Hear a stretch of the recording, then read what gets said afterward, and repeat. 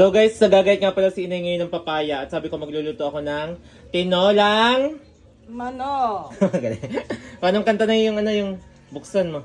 buksan mo, papasukin ako.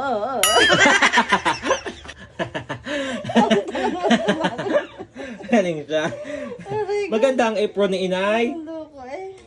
Guys, kahit anong apron ang ibigay mo dyan. Kahit anong apron ang ibigay mo kay Inay. Patingin mo na Inay. Original Nabigyan na namin si Inay ng apron na tela. Ayaw ng tela, gusto yung sako at nababasa daw siya. Siya daw yung nababasa, kaya yan. Ngayon, nakagagayat na siya ng papaya at ako nga ay magluluto ng tinola ngayon. Tinolang manok. Gutom ka na, Ganay? Hindi pa naman. Lulutuin ko pa yan.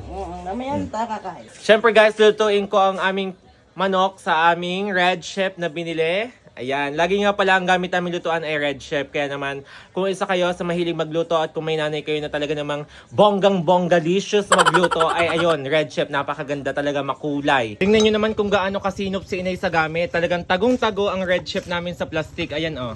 Mailalabas lang tong Red Chef kapag gagamitin namin. So dito ulit ako magluluto ng sabaw kasi ito yung pinakamalalim na lutuan ng sabaw from Red Chef yan. 'Di ba? Ang ganda, parang palyok. Ngayon guys, meron pa kami dito madami. Ayan oh. May Red Chef kaming ganyan, maliit lang, green, color green. Tapos ito, itinago ni Inay, ayaw gamitin at Diyos ko, maluluma daw. Hindi ko pa. And guys, Red Chef, ito yung kulay pink na 16 pieces. Ayan. Meron pa dito, ayan, color white at pink. Oh. Pink, tapos white. Madami yan, nakatago dyan. Ayan pa, oh. Tingnan nyo naman. Ang gagabok na, oh. Oh. Lahat nakatago ang Red Chef namin at ayaw ni Inay magabukan, ayaw din maluluma. Eh di lahat inaka-plastic. Ayan, may lalabas lang ang Red Chef na kapag may lulutuin. So guys, ginisa ko na nga pala muna ang luya at sibuyas at bawang. Diba, marunong ako. Pero talaga, sa likod ng camera, meron akong pinapanood kung paano ang pagluluto ng tinola. So guys, kaya alam niyo kung bakit tinola lagi ang niluluto ko. Kasi ito na yung gamay na gamay ko na lutuin. Kasi kung iba ang lulutuin kung putahe ng manok, ay baka bukas pa ako matapos. At yun yung isang niluto kong tinola, umabot ng 1 oras, ay ngayon pang Diyos ko. Ito, nagluluto na ako ngayon ng aming hapunan, gabihan. Aba si Inay, ang lalaki ng gayat ng manok. Tima, nailagay ko na ang manok, pinasusulakan ko na, makita ko yung ang lalaki pala ng gayat. Hinango ko ulit. Sabi ko yung sa dami namin. Ang lalaki ng gayat, alam na ang daming kapamilya. Wala na, sa laki ng gayat. Yan yung sa reprito. Nabanata mo kung tinulahin.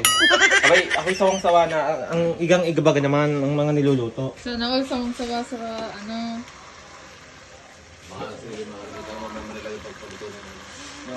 Lulutuin ng 2 oras, hindi ka pa kakainin. Nang niluluto niya. Bawal. Batayang tuktok, nasaan kayo?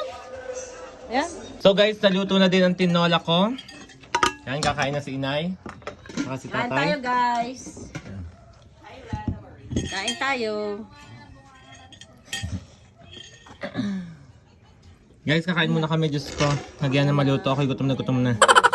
Yan, di ba? Napakaganda ng luto ko. So, sobrang luto parang pressure cooker ang manok. Kain.